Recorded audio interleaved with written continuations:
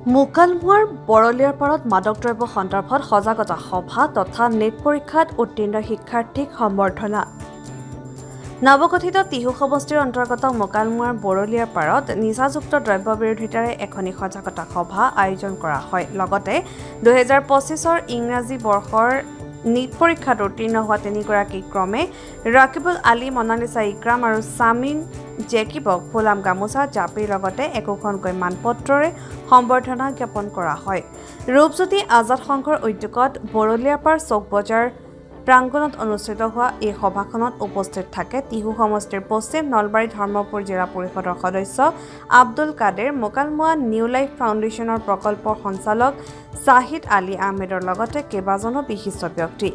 আব্দুল মজিদৰ সভাপতিত্বত অনুষ্ঠিত হোৱা সভাখনত উপস্থিত থাকি নিউ লাইফ ফাউণ্ডেশ্যনৰ প্ৰকল্প সঞ্চালক জাহিদ আলী আহমেদে কয় যে সাম্প্ৰতিক সময়ত মাদক দ্ৰব্যই যুৱ প্ৰজন্মক গ্ৰাস কৰি পেলাইছে। মাদক দ্ৰব্যৰ সেৱনৰ ফলত কিদৰে যুৱ প্ৰজন্ম ধ্বংস কৰিব পাৰে আৰু মাৰাত্মক মাদক দ্ৰব্য পৰিহাৰ কৰি কিদৰে এখন সুস্থ সমাজ গঢ়িব পাৰি সেই উদ্দেশ্যেৰে ৰাইজক সজাগ হ'বলৈ তেখেতে আহ্বান জনায়।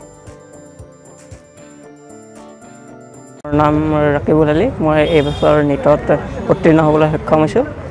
আজি মানে আমাৰ এই অঞ্চলৰ নিটত উত্তীৰ্ণ হোৱা ছাত্ৰ ছাত্ৰীসকলক আৰু মাদক দ্ৰব্যৰ ওপৰত সজাগতা সভা হিচাপে এখন সভা অনুষ্ঠিত কৰা হৈছিল। ইয়াত আমাক সম্বৰ্ধনা অনুষ্ঠান আছিল, সম্বৰ্ধনা দিয়া হৈছে আৰু ইয়াত বিশিষ্ট অতিথিসকলে মাদক দ্ৰব্যৰ সজাগতাৰ ওপৰতো কেইবাটাও কথা কৈছে। ইয়াতে আজি ৰূপজ্যোতি আজাদ সংঘ বৰলীয়াপাৰ ইয়াত মাদক দ্ৰব্যৰ সজাগতাৰ ওপৰত লগতে আমাৰ এই অঞ্চলত সুখেতিৰে নিট পৰীক্ষা উত্তীৰ্ণ হোৱা তিনিজন ছাত্ৰ ছাত্ৰীক সম্বৰ্ধনা জনাই আমাক ইয়াত আজি আমন্ত্ৰণ কৰি আনিছিল জিলা পৰিষদৰ সদস্য হিচাপে। ইয়াত মাদক দ্ৰব্যৰ ওপৰত কেনেকুৱাকৈ ৰোধ কৰিব পৰা যায় আমাৰ প্ৰকল্প সঞ্চালক আছিলে এখেতে সুন্দৰভাৱে বুজাই দিলে।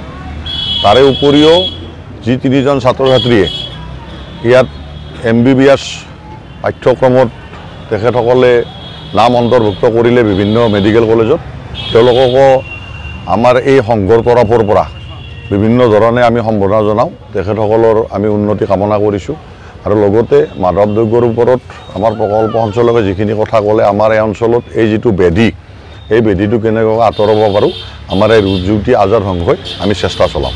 আজি আমাৰ এই বৰলীয়াপাৰত ৰূপজ্যোতি আজাদ সংঘৰ 2025 বৰ্ষত নিট পৰীক্ষা উত্তীৰ্ণ হোৱা ছাত্ৰ ছাত্ৰীসকলক অভিনন্দনৰ প্ৰগ্ৰাম আছিলে আৰু ইয়াৰ লগে লগে নিচা শক্তিক লৈ কিনে এখন সজাগতা সভা আছিলে। আমাৰ জিলা পৰিষদৰ সদস্য মাননীয় আব্দুল কাদেৰ ডাঙৰীয়া তেখেতে নিজৰ মতামতবোৰ ৰাখিলে এই নিচা শক্তি ব্যাধিটো কেনেকৈ ৰোধ কৰিব পৰা যায়। আৰু আমি যিহেতু এইটো ফিল্ডতে কাম কৰি আছোঁ আজি বিগত 4 বছৰ ধৰি, তো আমিও নিজৰ ফালৰ পৰা কিছুমান কথা ৰাখিছোঁ যিখিনি অনাগত দিনত আহিবলগীয়া দিনবিলাকত এই অঞ্চলৰ পৰা অলপ হ'লেও নিচা শক্তিৰ লোকৰ সংখ্যা কমাবলৈ সক্ষম হ'ব। আৰু মই নিজৰ ফালৰ পৰা আৰু আমাৰ অনুষ্ঠানৰ ফালৰ পৰা ৰূপজ্যোতি আজাদ সংঘৰ সকলো সদস্যক এইটোৱে অনুৰোধ জনাইছোঁ যাতে তেওঁলোকে অকল এই সজাগতা সভা পাতি পিনে নিজৰ দায়িত্ব যাতে সামৰি নিদিয়ে। আহিব লগা দিনবিলাকত যাতে আমি হাতে কামে লাগি পিনে এই নিচা শক্তিৰ যিটো সমস্যা সেইটো যাতে ইয়াৰ পৰা সমাপ্ত কৰিবৰ কাৰণে নিজৰ এটা প্ৰচেষ্টা আগবঢ়াওঁ। Bureau report NJ media. আপোনাৰ সপোনৰ ঘৰখন কেনে হ'ব? আপোনাৰ সন্তান আৰু আপোনজনৰ সৈতে কেনেদৰে কটাব আপোনাৰ আজৰি সময়? এই সকলোবোৰ সমস্যাৰ সমাধান লৈ শুভম গ্ৰুপে আপোনাৰ বাবে লৈ আনিছে আপোনাৰ সপোনৰ ঘৰখন। 362টা ফ্লেটযুক্ত শুভম গাৰ্ডেনৰ সফল নিৰ্মাণৰ পাছতে 20 বছৰৰ ভৰসা 16টা প্ৰজেক্ট 28 লাখ বৰ্গফুটৰ সম্পূৰ্ণ নিৰ্মাণ আৰু 15 লাখ বৰ্গফুটৰ চলিত প্ৰকল্প নিৰ্মাণৰ অভিজ্ঞতাৰে যোৰহাটত শুভম গ্ৰুপে নিৰ্মাণ কৰিছে দ্বিতীয়টো প্ৰজেক্ট শুভম পাৰ্ক। অত্যাধুনিক সা সুবিধাৰে নিৰ্মিত শুভম পাৰ্কত আপোনাৰ আৰু আপোনাৰ সন্তানৰ বাবে থাকিব club, badminton court, community hall, kids play area, splash pool আৰু জিম ক্লাব।